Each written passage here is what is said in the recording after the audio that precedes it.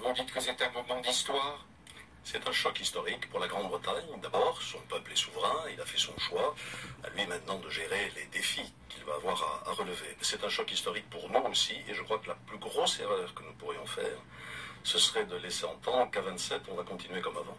Alors il faut être 26, il faut être moins, il faut être 6. On ne peut pas continuer comme avant, il faut écrire une nouvelle page, un nouveau chapitre de l'histoire de l'Europe. Tout simplement parce que les messages viennent de partout et pas simplement de Grande-Bretagne. Il y a un désamour des peuples européens pour l'Europe qu'on peut comprendre. Elle apparaît comme une machine bureaucratique incompréhensible, impuissante à relancer la croissance et l'emploi, impuissante à contrôler nos frontières. Donc il faut répondre à ce défi et je crois que la France a une responsabilité particulière dans ce domaine parce que l'idée européenne a toujours été une idée française.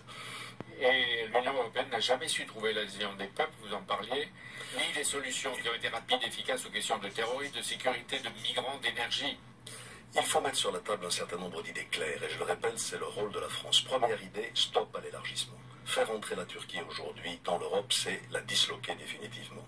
Deuxième idée claire, retour à l'essentiel. L'Europe légifère trop, elle pond trop de normes qui nous enquiquinent dans la vie quotidienne. Il faut qu'elle s'intéresse à l'essentiel et que les États retrouvent la main sur ce qui est la proximité. Troisième idée, la zone euro ne peut pas se contenter de convergence budgétaire, fiscale ou sociale. Elle doit aussi assumer pleinement son rôle pour l'innovation, pour l'investissement, pour la croissance. Nous sommes en train de vivre une révolution mondiale qui est la révolution numérique. La zone euro doit s'y engager.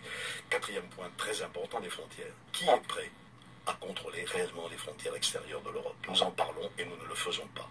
Et derrière tout ça, la grande question qui est de savoir si nous partageons un projet politique. Est-ce que l'Europe est prête à nous protéger contre les menaces du monde? La défense est une défense nationale, d'abord, bien sûr, mais la sécurité doit être gérée en commun. Voilà les questions qu'il faut poser à nos partenaires.